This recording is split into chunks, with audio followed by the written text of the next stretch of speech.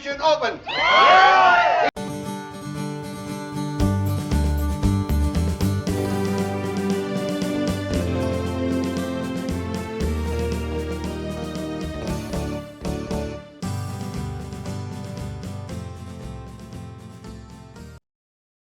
Howdy, everyone.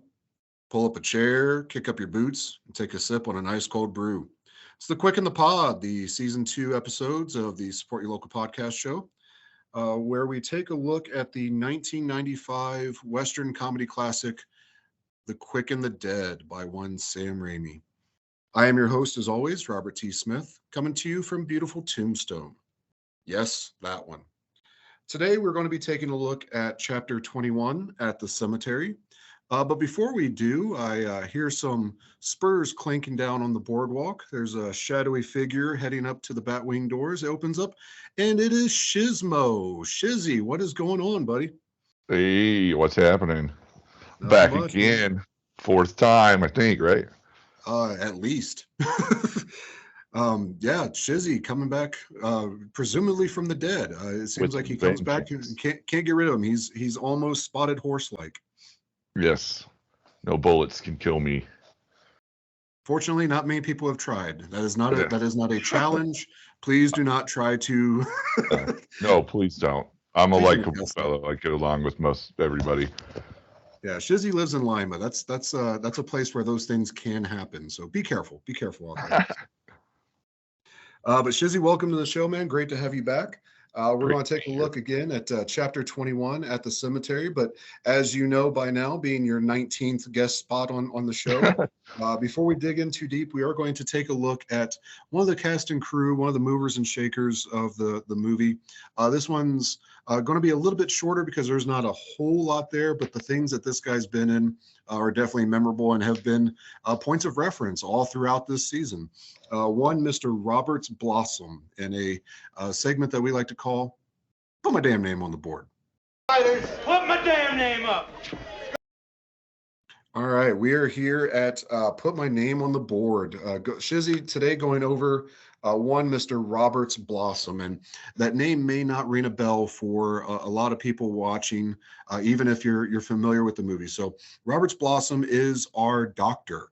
He is the creepy old man that we're still not entirely sure his origins or what his connections are to everything.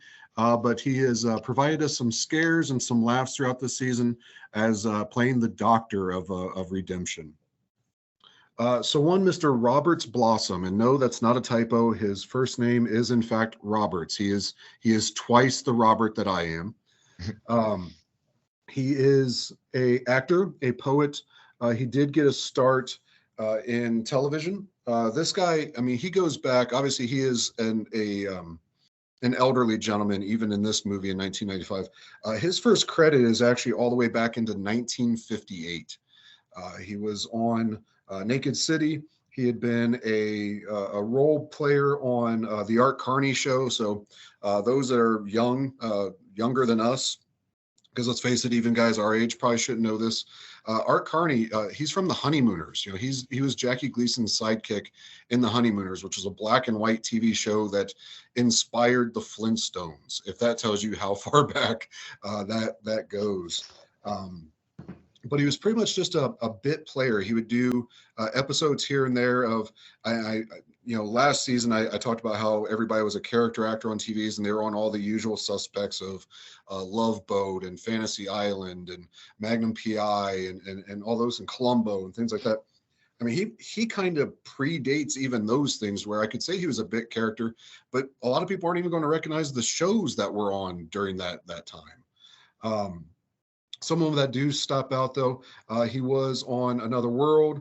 He was on Family Reunion. He was on Amazing Stories, Tales from the Dark Side, The Equalizer, not the Denzel Washington version. There was a TV show in the 80s of The Equalizer. A couple episodes of Twilight Zone in the Heat of the Night, Chicago Hope.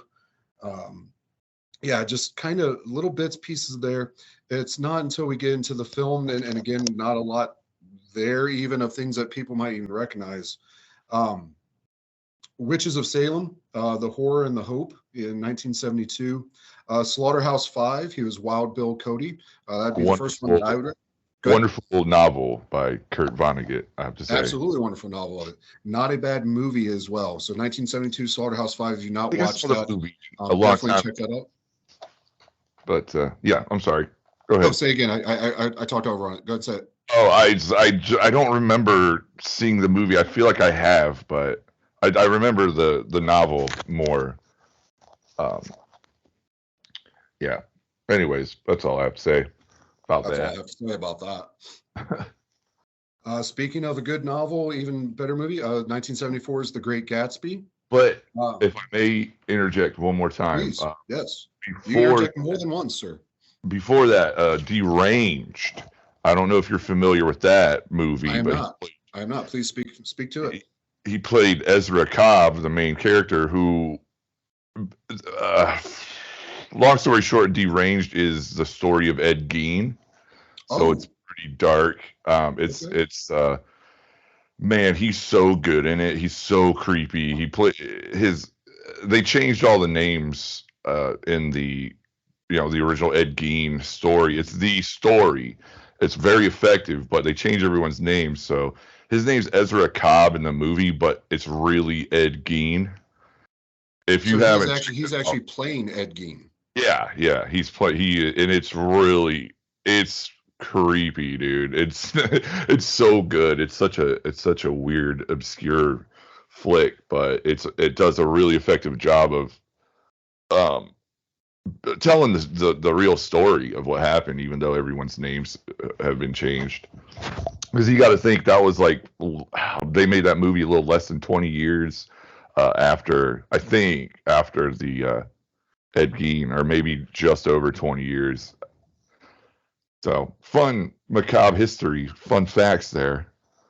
I'm loving it, and let me tell you, as I will personally attest that if Shizzy tells you that it's a good horror movie and that it's creepy, you can take that to the bank. That is a certified gold recommend when it comes from Shizzy. So definitely, I'm going to now go out and check out Deranged. I apologize, that's fallen off my radar. It's not for everybody, but it really does an effective job at telling, for the most part, all the details of the actual Ed Gein case, with some liberties, of course, but yeah. And interesting that he would play the main character in that. So you wonder, is there somebody that, because we'll go through this where there's a couple bigger movies before we get to the big one that everybody knows him from, but who was sitting in the theaters in ballpark 1990, who had seen Deranged and loved that movie, and then all of a sudden Ed Gein is popping up on the screen as a supposed killer. Makes maybe kind of wonder, where exactly was Home Alone going to go after that? That's a good point. I didn't even think about that. 1977, we have Close Encounters of the Third Kind. Steven Spielberg, little director, little indie film that maybe some of you have seen throughout the years. If not, definitely check that one out. We have Escape from Alcatraz, 1979. 1983, we have John Carpenter's Christine, the adaptation of the Stephen King novel. If Cars Could Kill was, I believe, the recommended title, but they went ahead and went with the book title. We have Vision Quest in 1985. The Last Temptation of Christ with Martin Scorsese in 1988. Returns for Steven Spielberg in Always, 1989. And then, as we mentioned earlier, he was Old Man Marley in 1990s, Christopher Columbus driven Home Alone. And that's probably where 95% of you are recognizing our doctor from, is he is the creepy neighbor who may or may not have body parts in his salt bucket in Home Alone. And now that I know what I know about Deranged, thanks to you, Shizzy, it makes me wonder even more now. Ed Gein should have had it. Yeah. John Hughes probably. He didn't direct Home Alone. He produced it, though, right? And yes, yeah. Christopher Columbus seems to me like he knows that movie Deranged and probably had a hand in it. I don't know. That's just conjecture on my part. Right. Comes in 1999. He is the judge in Doc Hollywood, the Michael J. Fox movie. And then 1995 is actually his very last credit, minus a documentary about himself. But 1995 was his very last credit with The Quick and the Dead. So we're as Doc Wallace. I don't know that we ever hear his actual name, but this does confirm that he is supposed to be a doctor, despite the fact that he doesn't do things very doctorly. But looking at this, the thing that stands out looking at this filmography is this man worked with the Miltons. He worked with Jonathan Demme. He worked with Steven Spielberg more than once. He worked with John Carpenter. He worked with Martin Scorsese. He worked with Christopher Columbus. He worked with Sam Raimi. This quote unquote bit character, this character actor, got to work with the top of the top in regards to filmmakers. Like the only one I see glaring off here that's missing is Coppola. You know, like he may have been a bit actor in the background of Godfather, but other than that, he's pretty much checked off the rest of the bingo card. Yeah, he definitely worked with some heavy hitters. Some of my favorite directors too, you know, like Sam Raimi, obviously, with this movie, and John Carpenter with Christine. And I mean, even with Spielberg, like and Spielberg too. Toby Hooper did not make Poltergeist. I'm sorry, Steven Spielberg did. I don't know. I'll just lay my cards on the table. I want to believe, but with all the stories and things, Steven Spielberg definitely had a huge hand in it, if not directed it right out. Okay, I admit that. Absolutely. So like the question remains, like, is this guy a horror icon? You know, he's gone through a lot of the most, you know, with the exception of Craven, probably one of the more famous directors of just horror in general. Yeah, I was looking through his filmography here, and yeah, he could have. I don't know. There's not really a lot of horror movies, but he's worked with some directors who have made some horror flicks. I mean, the straight up horror, definitely Deranged, and Christine. And you could probably call Last Temptation of Christ too, but a horror film, I don't know. I reserve my judgment on that one, sir. Only Jesus could judge me. Anyways, Christ, all things are possible, as I told Jay last week. But but yeah, so one Mr. Roberts Blossom, like I said, he is the Home Alone guy, much like Pat Hingle is and always will be Commissioner Gordon. No matter how many times I see this movie or I see him in other things, he is going to be Old Man Marley. That is who I'm always going to remember for. Obviously, no longer with us, but if you get a chance, check out his biography. He led a very interesting life. He was very, very deeply involved in theater, and like I said, he did the bit parts in movies and TV, but that's really where he was mostly known for.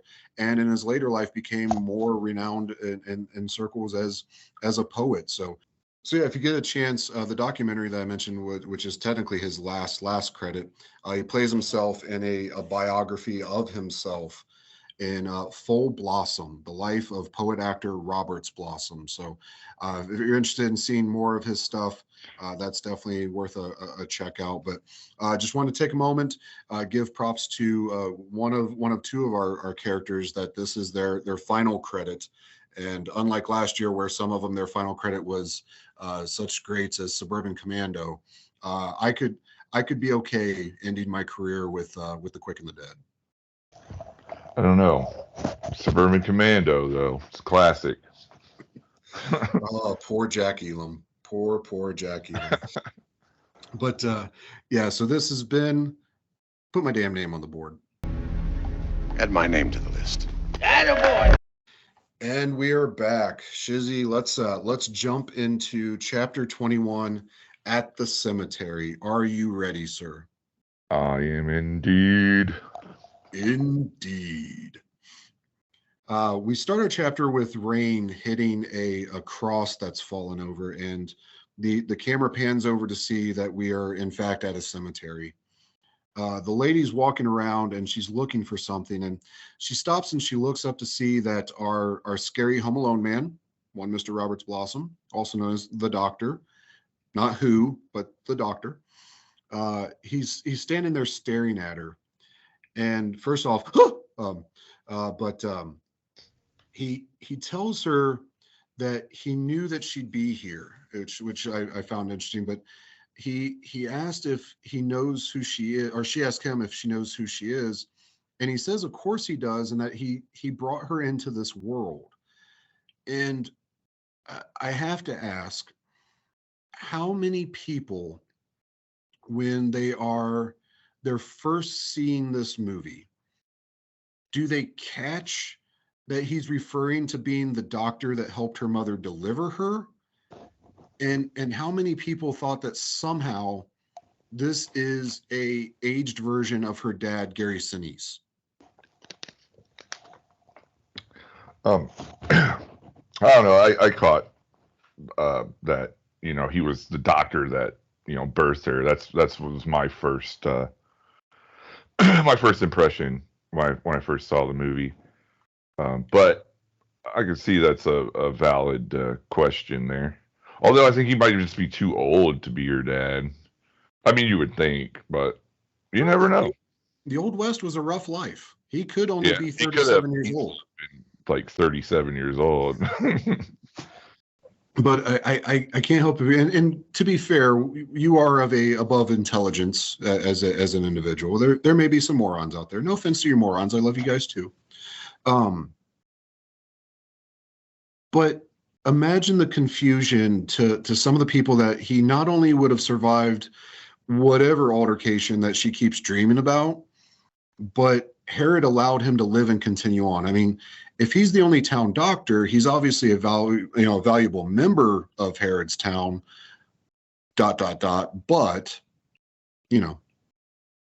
But anyways, so they embrace, and the doctor tells her that he knows that she's looking for the grave of her father, which puts that to bed. At least that clears that up. They show, don't tell. They let people know ahead of time just in case they were confused, like I was. I mean, morons were. But he tells her that her father's not in the cemetery. So apparently Herod and his men destroyed the gravestone that the doctor had made, and they burned his body until there was nothing left. So apparently the dad and the doctor were good friends. He assures her that there are still good people in the town. They're just cowards, and they're waiting for someone to save them, like herself. And she responds the way that Clint Eastwood would whenever he's told that he's the only hope. And I'm just kidding. She bawls like a baby and says that she can't do it. But she had a chance. I was gonna say I haven't seen that Clint Eastwood movie. But I think it's Paint Your Wagon. It could be. Any Which Way But Loose. That's not even a Western. He can. He gets much softer in the sequel. Yes. But she admits to being scared, which is a nice human element. But as we've been talking about throughout this movie, if she's trying to be the Clint Eastwood character for the spaghetti western, I don't know that she's exactly scratching that itch. I don't know. I do want to preface all this bashing by saying that Sharon Stone is an amazing actress. Do not get me wrong. Her role in, like, specifically Casino, that's the one that always pops out to me, is just absolutely amazing. And that role alone shows that she can portray sadness and crying really well, and being slightly unhinged and drunk and on drugs. She does that stuff really, really well. She can even fake being intimate with Joe Pesci as a groundhog humping her back. But that's hot. Oh, scars my eyes every time I see it. This is most definitely not that role.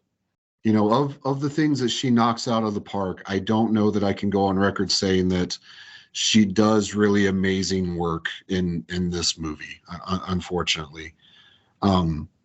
Which is sad, given the likes of Leo DiCaprio and Gene Hackman, and like everybody else seems to be knocking out of the park. But I just can't.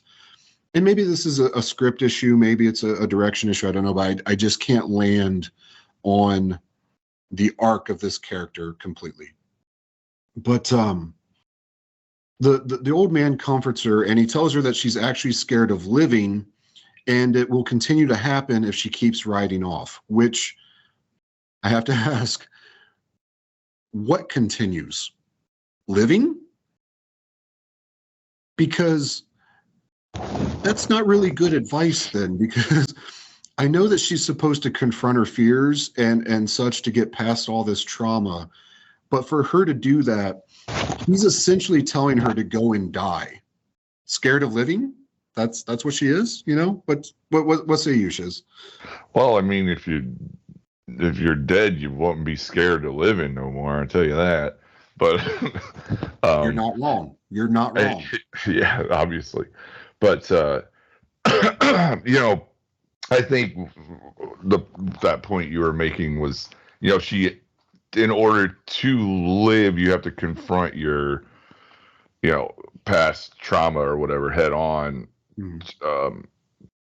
So you're not dwelling on it, so you can continue to live instead of being stuck in the past, as it were.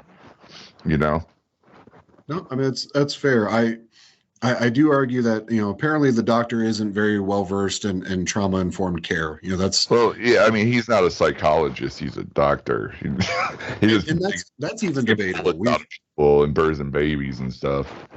Yeah, I mean, the argument could be made that he may not even be a doctor, because he has pronounced people dead from 20 feet away without actually checking them. He said, I may not be a doctor, but I stayed at a Holiday Inn Express. They didn't have Holiday Inn Expresses back in the West. You're a liar, doctor. Doc Holiday Express. Oh, I'm sorry. My mistake. All right. Moving on. So, I mean, he's, like I say, he's diagnosing people from so far that on one occasion, he wasn't even correct. The guy was still living. Like, he's not quite dead yet. I feel happy. No, you know, to be stone dead in a moment. He pulls a marshal's badge from his pocket, and he hands it to the lady. And apparently he had pulled it from the fire that was caused when they burned her dad. And I'm assuming that they mean afterwards, because otherwise he would have burned his hand horribly. And this creates a flashback for the lady, where once again we see Gary Sinise being pulled out of the building, and he's strung up. And this time we see the old man is actually hiding behind a fence with what we now know is a young Sharon Stone's character. So this is Ellen as a child. So interesting to see that, like, the doctor is bearing witness to whatever this massive trauma that she's about to experience is. I do notice when he grabs her, he does poke her directly in the eye when he's trying to cover her face, and she's able to get through his fingers and see everything that's going on without really any effort to pull his hand down. So, you know, great job by our doctor keeping her safe and sound there. Not only does he try to blind her, but does he successfully keep her safe from seeing everything.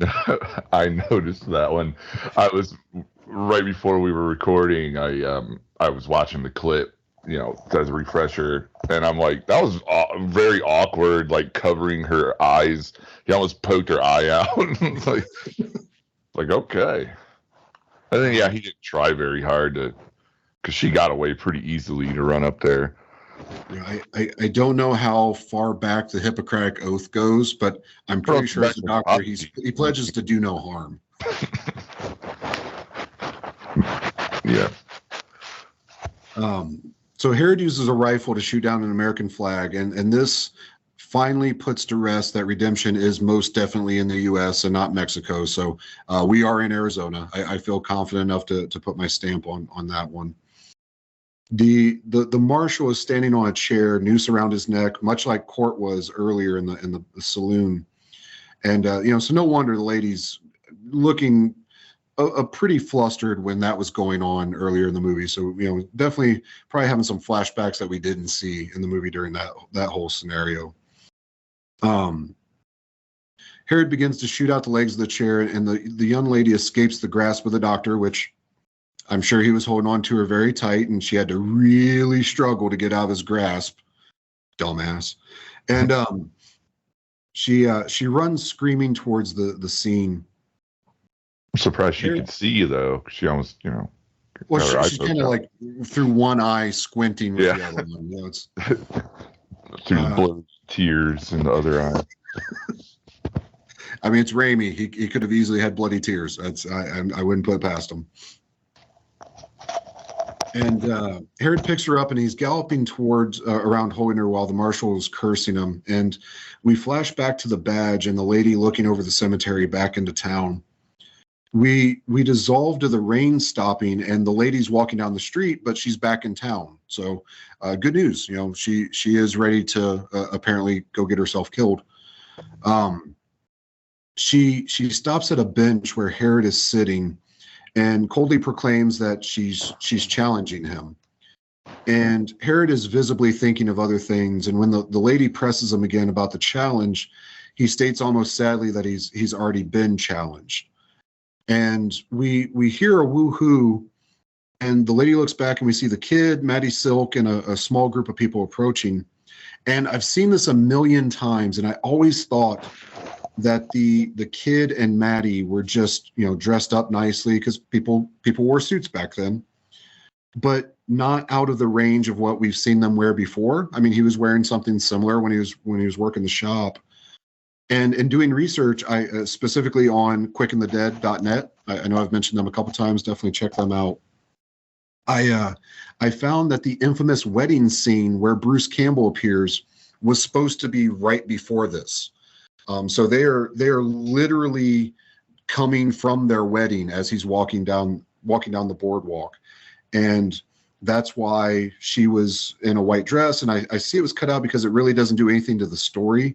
But I mean, we know that he and Maddie are kind of a thing, though vague at best on his fidelity. Obviously, things may have happened with Sharon Stone. So I just found it interesting that this is where the infamous Bruce Campbell credit is coming from, is right before this part.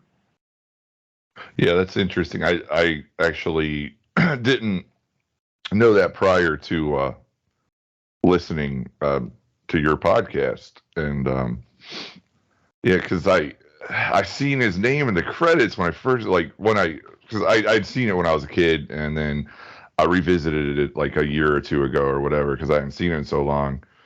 And I saw his name in the credits, and I'm like trying to remember back. Was he in the background somewhere? Did I miss him? Like where? Or was it like, remember that movie Intruder? Have you ever seen that? Mm-hmm. Yeah, absolutely. You watched it with me. I think you introduced me to it. Yeah, I think did Scott Spiegel direct that one, or yes. I don't know. Because Ted and Sam Raimi were both in that movie, actually. Yep. And then Bruce Campbell's in it, but he's at the end. He's a cop, like at the end, like the last scene of the movie. That's his only scene. So I was like, thinking about, maybe he was like somewhere in the background somewhere. I don't know. And then it makes sense now that, that was a deleted scene from the original film. Yep, and to go off what Shizzy said, so for those of you who have not seen Intruder and you can get a hold of it, definitely check it out. Anybody that's ever worked in retail or a supermarket or anything like that, really interesting kills, really comes from a place where somebody that's worked in those facilities can come up with stuff. It was very much an inspiration for one of the scripts that I wrote that Shizzy would be familiar with, my Vengeance script. Ill-fated Vengeance script. For those that know, and for those that don't, you'll probably never know. But Intruder was very, very heavy in the inspiration for some of the kills that came in that script. I like the one you wrote for me. I remember it. It's like I'm smoking a bong, and then but like underneath the bong is a gun, and it blows my head off. That's so awesome. So yes, I admit I killed Shizzy in a movie. I killed lots of people in that movie. Well, maybe I killed a bunch of people in that movie. The ending's still kind of vague. But yes, so Sean would be taking a bong rip and set it down, and in his days he would accidentally grab the barrel of a gun and go from there. But we tested the splatter effect on the wall of my house, and left it there for a long time until we got the color. It was there until me and Jess moved out.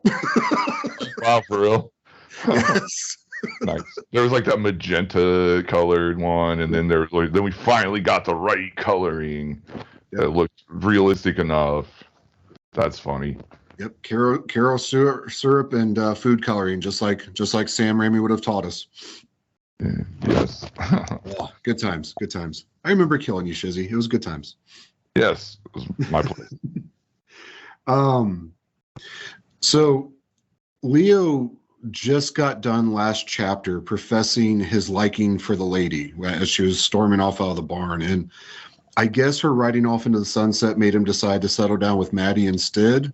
I don't really. I'm still kind of vague on the fidelity and the relationship there, but poor Maddie. The scene would do a bit of good to kind of delay the lady returning to town, but instead we get her looking at the town with the doctor, and boom, she's there. And I don't know that the wedding scene with a character that we're not really following would have worked any better. So I have to say it's a good cut.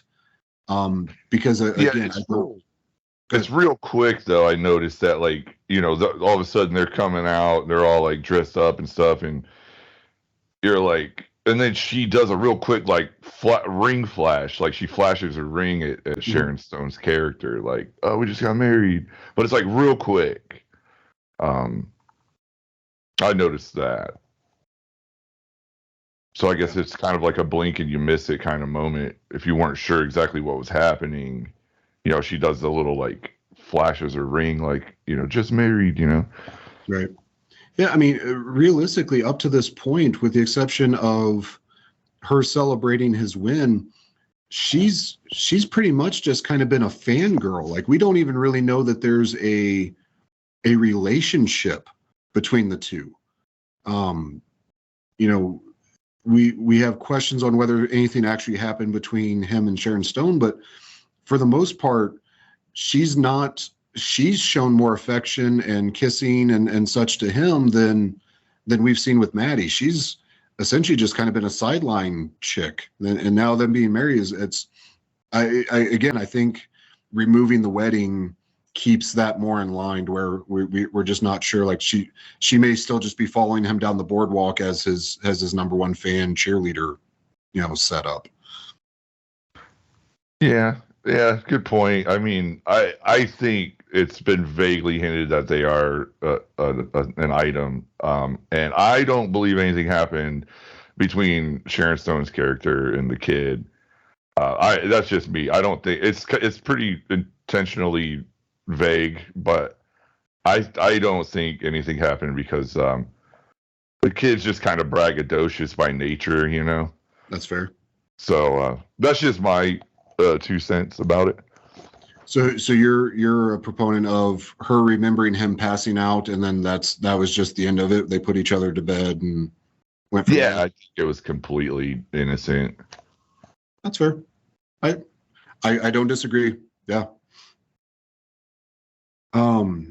The kid says it's time to find out if he's as good as his father, and it makes me wonder. For those that hear that constantly in my talks, it makes me wonder. He tells the lady that Herod's his father, and he just met her. Granted, they kind of quote unquote know each other at that point, or as we just mentioned, maybe they know of each other biblically.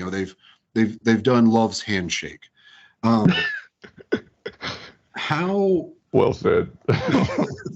There's a story behind that one too. We won't get into that on this episode, but how well known is this rumor of Herod being the kid's father? Is the kid nickname coming from people saying that Herod's kid in town? Obviously the rumor bothers Herod to some degree, but not enough for him to silence it.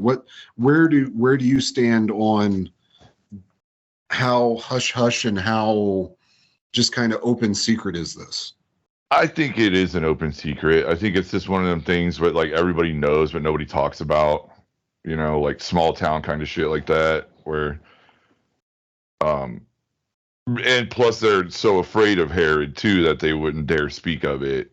But they all know. You know what I mean? Like it's just like the worst kept secret, but that nobody talks about. They just don't bring it up, but everybody knows it.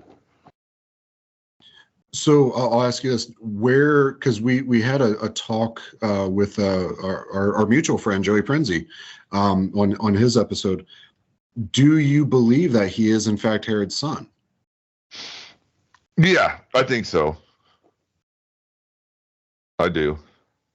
Okay. I don't have any like concrete evidence, but I do believe it is his son, legitimately. And follow up on that, something that Joey brought up that I legitimately, in the millions of times watching this, preparing for this, like writing the script for these podcast episodes, hadn't even thought of.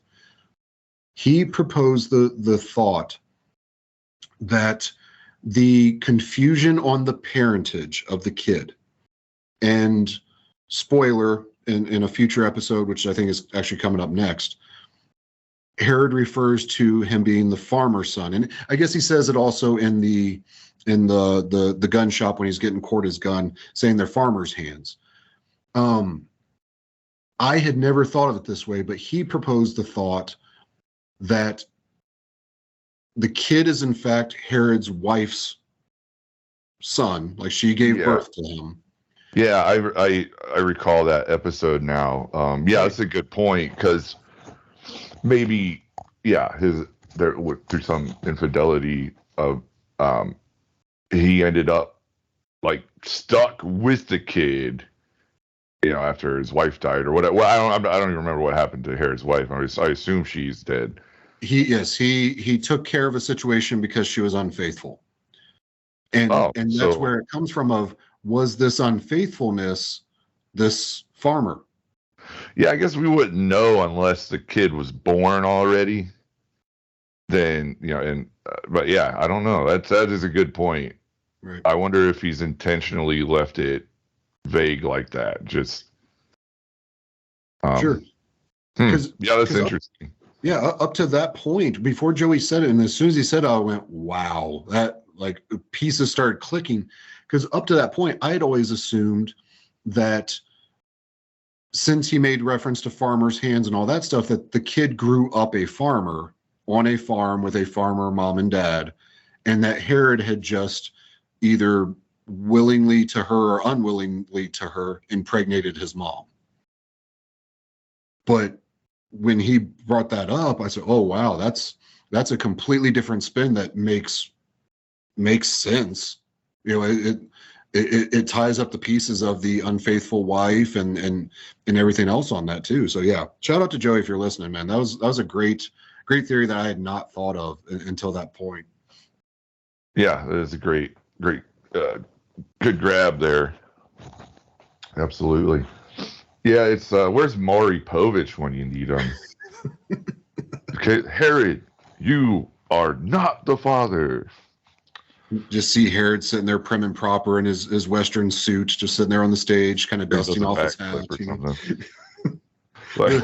Our favorite, our CGI bodyguard cocking the shotgun in the background. Yeah.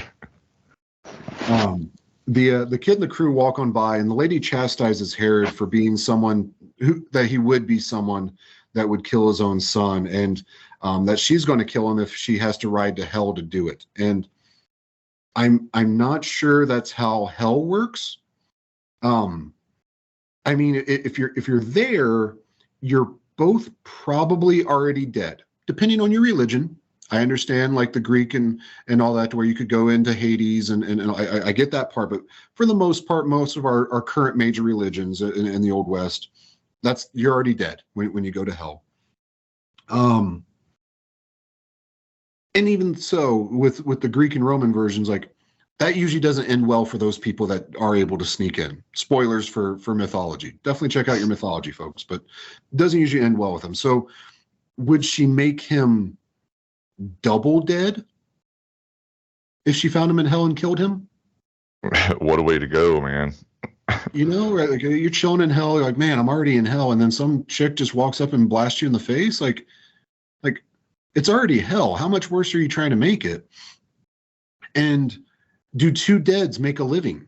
So if you kill a dead person, do they come back to life? I think you need the Necronomicon in a cabin. I like the way you think, sir. Back to our theory about the Bruce Campbell character being Ash Williams coming from the future or coming from the past, and Spotted Horse being the first of the Deadites. I stand by that theory. Boom. There it is. Drop the mic, folks. Oh shit! The mic. Hey, be careful with Mike. He's a good guy. Tell him I said hi. Oh, you don't Ruffles. have to drop him like that. We miss you, Ruffles. I haven't talked to you in forever. This is not the first comment like that she's made to him. So he finally asked the $100,000 question, like, do you have some particular problem with me? Like, what's your deal? And she says that I'll let you know. And why? Like, just tell him. Yeah. Well, you're dramatic tension, you know, for the movie, but you would think that, you know, as smart as Herod seems to be, or at least savvy, you would think that maybe he, like, the thought would run through his head that maybe this is, you know, Gary Sinise's daughter. Do you think he even considered that at all? Like, I don't know. I don't know. Give it away. I mean, we hear from Court, like, this man's done some stuff in his life. Like, is it the Raul Julia in Street Fighter thing? Like, to you, that was the worst day of your life. To me, it was Tuesday. You know, like, that. Does he not even remember that? The movie, nonetheless. Yeah, I mean, maybe he's done so much bad shit that he just does it just like a Tuesday, you know? Right. And going back to our Roberts Blossom, like, speaking of what a last movie to have on your IMDb, poor Raul Julia. Street Fighter, the movie. He does amazing in it. Don't get me wrong. Was that his last credit? He died during the making of that, yes. That's why he was full-blown cancered, yeah. I didn't realize that. The movie Street Fighter, the movie, is dedicated in the memory of Raul Julia. Gosh, I haven't seen that movie since it came out, probably, you know? Well, for those that I've told, you know, for those that I haven't, stay tuned relatively soon, because that movie may play into some of the future plans for Support Your Local Podcast. Spoilers. But we see the board, and the kid is listed at 4-1 against Herod. So by my math, the GFLA, so the Gunfighting League of America, the governing body of what's happening, their officials see the kid having as a slightly less of a chance at beating Herod as he did Gutzen. And I'm no bookmaker. I'm going on record saying that you can't prove that I've ever been a bookmaker. But you can't think that these odds are on the up and up, right? Like Gutzen, Herod. So essentially they're giving the same odds, and I'm no sports star, so I'll go my beloved wrestling. He has essentially the same odds of beating Roman Reigns, the tribal chief, the head of the table, the universal undisputed champion, as Rip Rogers. You know, Rip Rogers, yes. Me and Justin Vance, we had talked about earlier. Well, Smith now. Shout out to Justin, one of our listeners. My boy, hit me up, bro. But we went to a wrestling. This is completely off topic, but we went to see some wrestling at the fairgrounds here, Allen County Fairgrounds here in Ohio. Was this our beloved war wrestling, sir? No, this was, I think it was just different. The Bushwhackers were there, and Rip Rogers wrestled, and me and Justin are like, dude, let's meet Rip Rogers. So we go to be like, we see him and we start following him. We're like, hey, Rip. And then he just like runs away from us. He just takes off and he's gone. He didn't want to mess with us at all. So ever the chicken shit heel. For that was funny. He is and always will be the chicken shit heel. Yeah. Even to some high school kids. Oh, this was way back. Okay, I'm sorry. Yeah, we were in high school. Apologies to my War Wrestling people. I was going to give a shout out, and I still will. Tom Williams, you're my man. I love me some War Wrestling. Keep going on, Lima. If you're listening and you're not attending War Wrestling, you suck. Yeah. And so yeah, I just don't get the odds. And so by process of elimination, because we know that we're running dangerously low on gunfighters.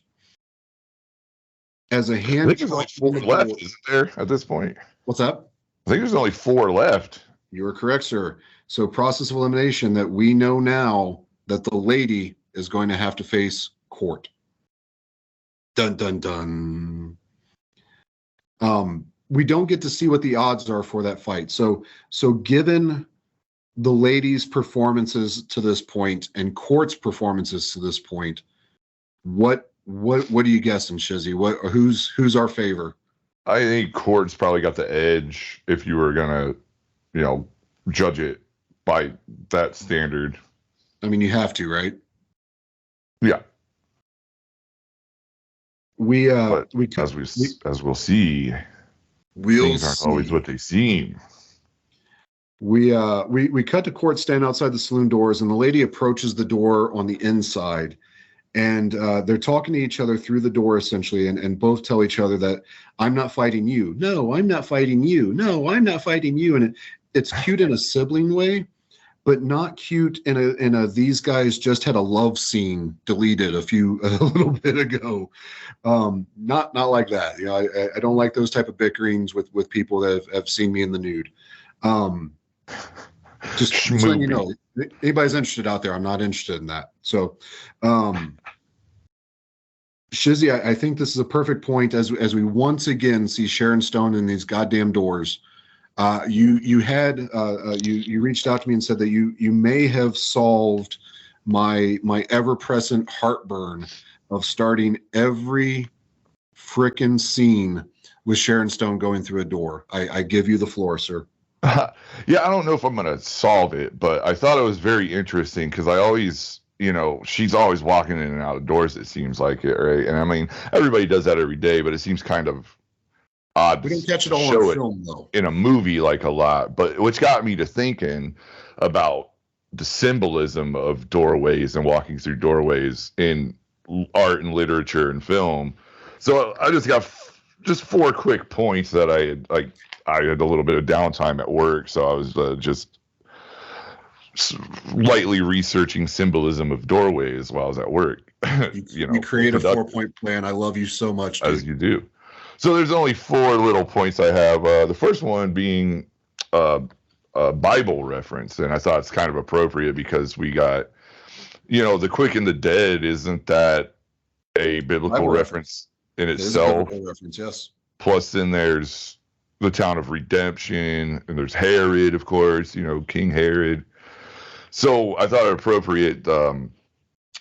This is just from John 10:7. I am the door. If anyone enters through me, he shall be saved.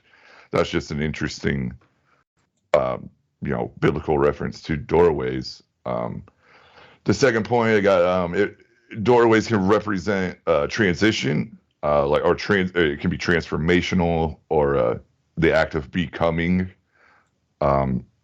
which is interesting because you kind of see Sharon Stone's character get a little more confident. She's becoming more of a little more.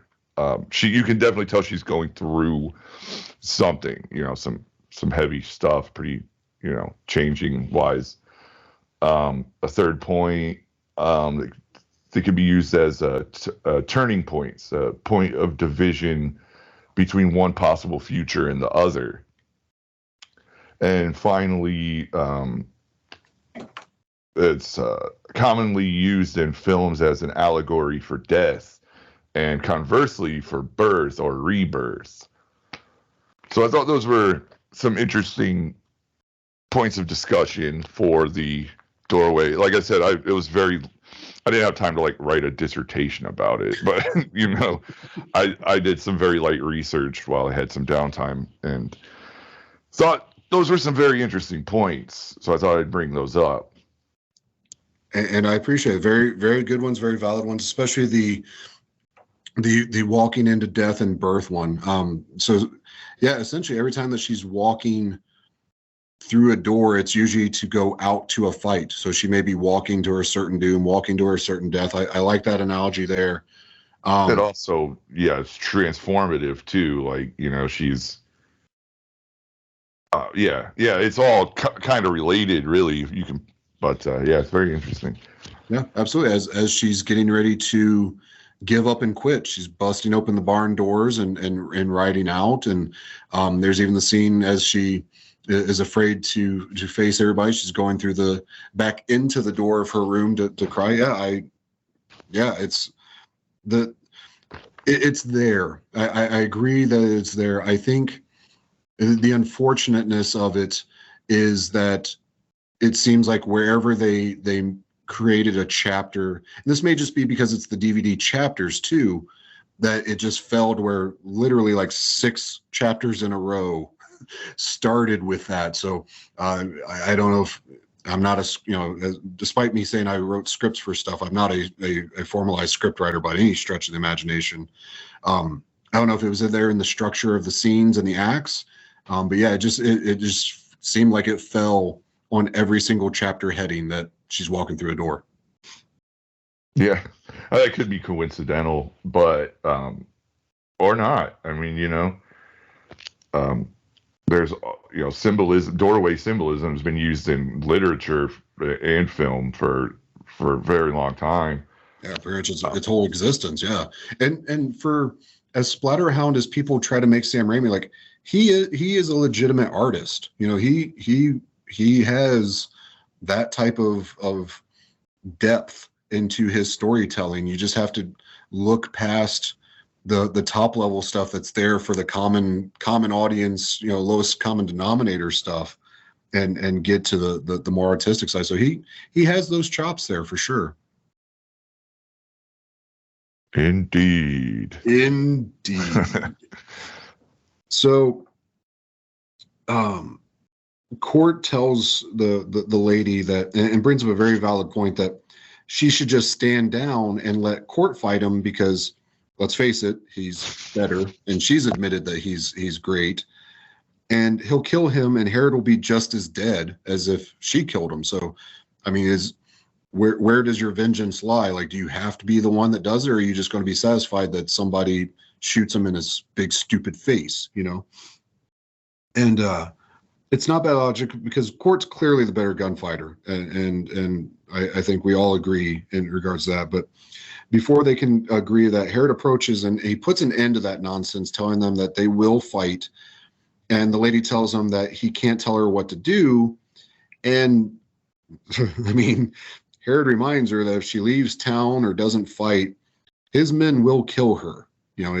It didn't stop her from skipping town in broad daylight or impending rain light, I guess. But, oh well, now he's on alert that she could be a flight risk. So I found it both bold and stupid to look the essential owner of this town in the eye and say that you can't tell me what to do. Like, well, I know what the alternative is, and it's probably not pretty. Yeah, I think he also mentioned something about, she could have walked away, and he kind of just let her. Like when she rode off, that was her chance. Like he wouldn't have held it against her if she like just bailed. But now that she's back talking shit, he's like, all right, I got you. Yeah. Like you try to leave, we'll get you. You said you're going to kill me. Try, bitch. I'm right here. Whatever. I do what I want. And it leads to the next part, which is easily one of my favorite parts of the movie. I don't mean that from a misogynistic standpoint. Hear me out. Herod glances off to the side, and he proceeds to slap her across the face with his gloves. And I have several notes on this. First, and doing my research, apparently that slap was completely improv by Gene Hackman. It seemed like it. That reaction seemed real. Exactly. And that is a very real reaction, possibly the best acting of the movie by Sharon Stone's character. Knowing that, watching it again, I dare somebody to say that that was not completely her caught off guard, like, you motherfucker. Yeah, I mean, he didn't hit her like he rear back and try to knock her out. It's something that smarted a little bit, but it wasn't like, it was great. Like it was a paintbrush slap for sure. But yes, and secondly, I always took his glance to the side as a way to divert Sharon Stone's attention and think that he was done talking. But as it cuts immediately to another angle to capture Stone's reaction to the slap, there is one of Hackman's bodyguards right there pulling his rifle up and aiming it at her. So was he glancing at the bodyguard as if to say, get ready, I'm about to slap this woman? And think about it. And finally, and you can really notice it when Stone's walking up to Herod at the beginning of the chapter, but Sharon Stone's face is visibly, and I have a pause here, I am not body shaming. Don't go down that road with me. History down that road. But her face is visibly puffier. And throughout the movie, she has this very almost like chiseled jawline, but here she almost has a round face, equally beautiful. Sharon Stone is to this day, is a ridiculously beautiful woman. But I notice it every time, and I wonder, were these reshoots later on? Were these early shoots, and then she had kind of slimmed down on it? Like, water retention's a 1000% thing. I get it. Again, I'm not body shaming, but it's noticeable that her face looks different in this just one scene. It's always bothered me. I didn't notice that, but maybe they shot, the scenes out of order. So they could have shot that scene where he slaps her with the gloves before, like right before that other scene. Like maybe they're doing interior scenes that day, and then they do the exterior shots. It's possible. Yeah, it could be as simple as that. It's just the reaction shots and her cheek puffed up because Gene Hackman fucking really slapped her. Yeah, I was say that was real. And trust me, of two people in this world that can fake, see fake stuff, it's wrestling fans like us. That was a shoot punch, brother. Yeah. And great work by Alan Silvestri, the composer, on this, with this over the top, almost like Batman-y score as we zoom into her face as Herod walks on. And we cut to the clock and a bodyguard standing on the walkway of it. And we get Commissioner Gordon. He's standing on his box and he's proclaiming that there's a general hustle and bustle in the crowded street. And it's just, once again, Raimi getting that action vibe going for our climatic gunfights. And he gives us this exposition breakdown that there's 4 people left. So good math by you, Shizzy. And just in case you weren't paying attention, guys, there are in fact 4. And it's a great bit of handwork from Hingle. And he's waving his hand, punctuating the names. And he waves it with this like little flourish. And I picture a politician of some sort just like pontificating. And he's even saying it with the same cadence, the blah, blah, blah, blah, blah, blah, blah, blah, blah, blah, blah, blah, blah. Like it's just a great character model. I don't know why I get a kick out of it. I just do every time I see it. And we cut inside the gun shop of the kid, and the lady's telling him that he doesn't have to do this, that everyone already knows that he's fast, and Leo's loading his pistol, and he starts staring down into the distance, deep in thought. It's Leo's inner monologue moment, and he says that it's not about being fast, it's about earning the respect of his father. And it is out of many of these scenes in the movie, it's a really well acted one. And it's weird to have Sharon Stone essentially playing the wife or the loved one of Leo. trying to talk him out of doing what he knows has to be done. You know, it's the Adrian and Rocky right before you don't tell me how to be a man scene. You know, it's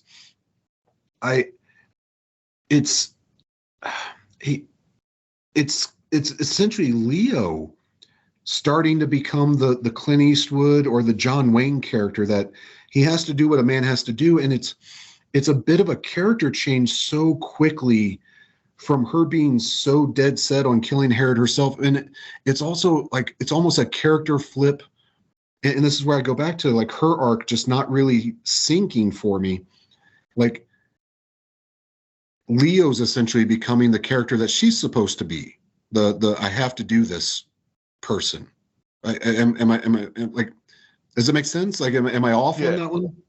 I know what you're saying. I know what you mean. I think that she also does care for the kid, doesn't want to see him get killed, and she wants to kill Herod herself. You know? So she'd maybe just be trying to talk him out of that because she wants him for herself. And also she does care and she doesn't want to see the kid get hurt or killed. Right. And that harkens back to my earlier one of like, we don't know how much time has passed. It couldn't have been too much, but like, this is essentially, assumably, the same day as the wedding. Why is she standing in the shop talking to this now newly married man? Like, where's Maddie Silk in this? Where's she trying to talk him out of these things? You know, I know that she's not a character, so she can't have that dialogue, but like, we're just further muddying the waters in regards to the Leo Maddie Silk lady love triangle, I guess. Yeah, yeah. Or he's like, all right, woman, get in the kitchen, make me sandwich. I don't know. That's so bad. Hey, man, different times were different back then. Man. Times are 100% different. As Pat Hingle said, whores in the back. Anyways, what purpose does it serve talking him out of it? Like, we literally just 10 seconds ago heard Herod say that no one walks out of the contest or they will be killed. So sure, there's this ambiguity of Leo being his son, but in theory, he's about to kill him in combat anyways. So this whole part of the scene has always bothered me every time I see it. I don't know, but she asked him what he could possibly get out of this and what could he want. And while I get it's a script point so that they can say that he's doing it to get the love and admiration of his father. Like I get that. Let's not forget that there are $123,000 in 1800s money at stake here. So what? Yeah, no shit. He could probably run the town too, then, you know. Right, and that's the other thing too. Is like if what he says is true, the opportunity to be the next goddamn mayor, his exact words, is right there. So he's got all of that going for him. So that's not bad for a newlywed in the Old West that's already a shop owner. You know, like her asking, like, what could you possibly do? I don't know, like $6 million in today's money, and I get to run the town. What? And I still get to bang you on the side, supposedly. Like, that's okay. Conjecture, but yeah, allegedly. And we get the beginning of the guitar theme as the crowd cheers on the kid coming out, and he sees the admiration, and he removes the sadness from his eyes, and he turns on his character. Definitely like a switch. It's a nice little touch, and something I can respect from a wrestling standpoint, being able to turn that on and off like that. We see literally everyone cheering on the kid, and even Maddie Silk proclaiming her love. And it pans over, and we see his Destiny standing there at the end of the street as Herod, already there, ready to go. Just pointing that out, Sharon Stone's character, that these guys are on time. Just saying. They're a little early. They're early, dude. Like they know what's up. They're professionals, Sean. They're professionals. And we end our scene with a wide shot with the kid on one side and Herod on the other. And Pat Hingle's on his little platform standing next to the doctor. And that's where we leave off. Shizzy, you got any parting thoughts before we jump balls deep into what's coming up on our finale of the last couple chapters? I started formulating this thought while you were talking about the kid and Herod, their you had relationship. time. I do ramble. They might no, it's all good. They might actually be father and son, but somehow like Herod just like disowns him, and just to kind of dig a little deeper jabs at him, calling him like a farmer's son or something. You know what I mean? Like, to let him know that he disowns him. He doesn't claim him as his actual son. You know what I mean? I do. It's definitely something that he would do, and it's a perfect time to bring that up. Yeah, and I'm not taking away from Mr. Joey Prinzi's theory, which is very valid. But there's just a thought that he would say shit like that to the kid, just to dig at him, right? Because he's that evil of a bastard. You know what I mean?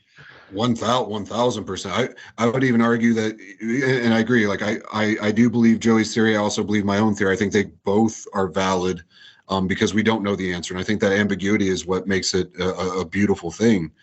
But like, I would even argue that even if Herod knew 1,000% that he was the dad, that he would still needle him that way. Yeah, probably. Yeah.